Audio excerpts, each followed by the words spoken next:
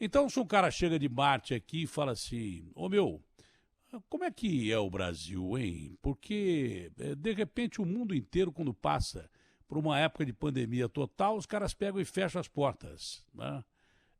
Mas no Brasil, de repente, no auge, chegando próximo ao pico da contaminação, quase 330 mortes, 329 mortes num fim de semana, só na capital, né? Nem num fim de semana, num dia só, da noite para o dia.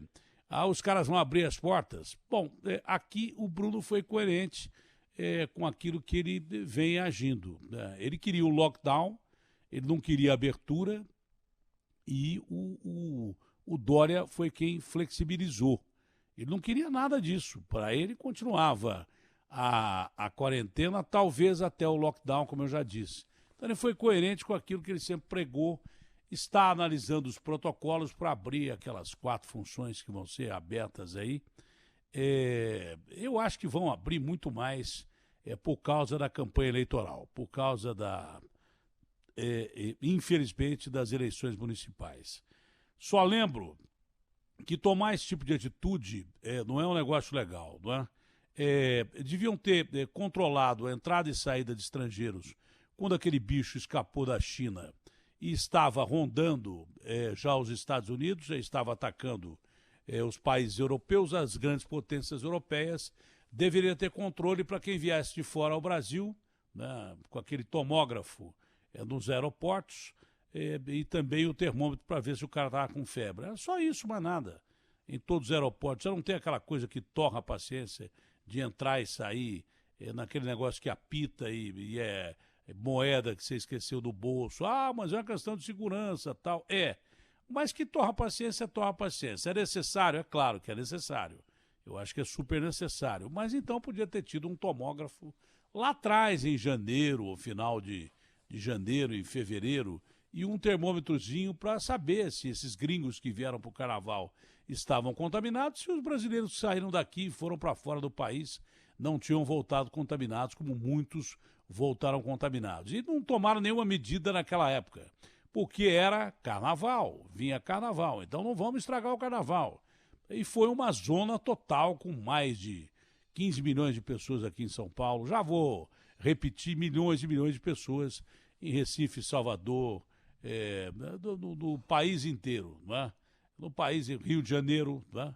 O prefeito agora já de Salvador avisou, olha, se não tiver vacina, não tem carnaval. Por que não falou isso na época, então? Devia ter falado isso na época, esse é o grande detalhe. Eu, apesar da Band ter transmitido o carnaval, eu era contra completamente carnaval de rua. Eu falei isso publicamente, disse que era uma doença que ninguém conhecia, que as pessoas estavam menosprezando, que poderia crescer. Porque eu lembrei daquela frase do famoso físico, depois do Einstein, o maior cabeção do século, o Stephen Hawking, que disse 2 frases legais, né? Uma que tem esses ufólogos que acham demais ficar vendo disco voador.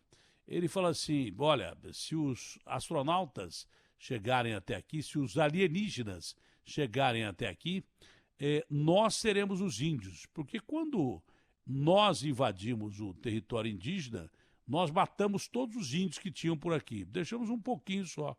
Matamos 6 milhões de índios, por exemplo, no Brasil. Lá nos Estados Unidos, eles mataram índio pra caramba também. Em todo lugar foi assim. Então, se os alienígenas chegarem aqui, pela tecnologia maior que eles têm, se chegarem, né, e se realmente houver alienígena, você acredita em disco voador? Eu acredito em tudo. Você acredita em ET? Pô, se eu acredito. Acho que já tem ET na política brasileira faz tempo. Eu já disse isso outro dia. Então ele disse essa frase, o Stephen Hawking, e americanos já comprovaram que as suas forças armadas já viram aí coisas parecidas com UFOs, objetos voadores não identificados, com discos voadores ou coisas que não eram compatíveis com a tecnologia terrestre. Foi confirmado, inclusive, por grupos militares americanos do exército americano, principalmente da Força Aérea Americana e Marinha. Bom, mas enfim, deixando os ETs para lá, porque os nossos problemas são seríssimos aqui, porque tem muito mais ET na política aqui do que praticamente em qualquer outro lugar. Realmente, você reabrir totalmente a atividade aqui em São Paulo com esse número de mortes seria uma loucura, né? Mas como não tomaram atitude lá atrás, aí resolveram depois do Carnaval, quando naturalmente apareceriam os casos, começou primeiro da Europa, depois da China, o negócio foi para a Itália, foi para a França, Alemanha e Espanha, e daí por diante, depois para os Estados Unidos, chegaria aqui, claro que chegaria. E a curva que fez, você acha que o que aconteceu na Espanha não aconteceria aqui? Que o que aconteceu na Itália não aconteceria aqui? Tanto aconteceu que nós já passamos a maioria desses países em número de pessoas que já morreram, né? Estão perdendo, acho que para os Estados Unidos e para o Reino Unido com certeza. Não sei se Espanha também, acho que Espanha também. Itália, acho que também. Itália também. Espanha, acho que nós já passamos. Mas, enfim, o que aconteceu lá vai acontecer aqui. Esse número de 1.000 mortos por dia não é nada de fora da curva. Era tudo esperado. Eu já expliquei aqui várias vezes, se os caras fizeram a curva no mesmo circuito, a gente iria fazer a curva do mesmo jeito e com o mesmo número de mortes, ou talvez até mais, chegando perto ou ultrapassando os Estados Unidos, porque a gente é muito mais pobre que os Estados Unidos. Aqui é difícil você tomar atitudes como essa, claro que é quase impossível. Então eles fecharam no momento errado, trancaram as pessoas muito antes do que deviam trancar, por consequência já trancaram pessoas contaminadas, como foi feito lá em Nova York, e por isso o brasileiro já não aguenta mais ficar dentro de casa. Ele precisa trabalhar, senão ele morre de fome.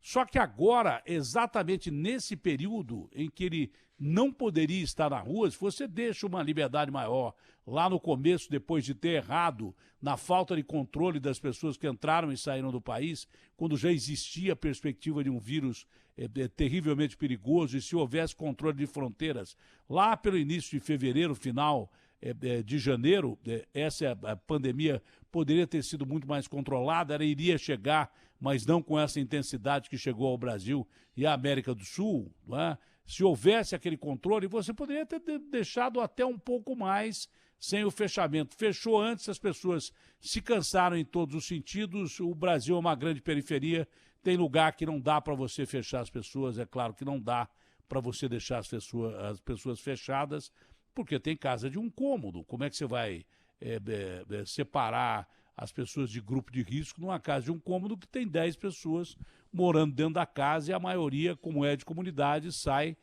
para pegar o pão de cada dia, se tiver o pão de cada dia. Tem gente que vai dormir morrendo de fome, como aquele cidadão que foi no Bom Prato e reclamou da comida, não por ele, aquele aposentado, mas pelas outras pessoas que iriam lá.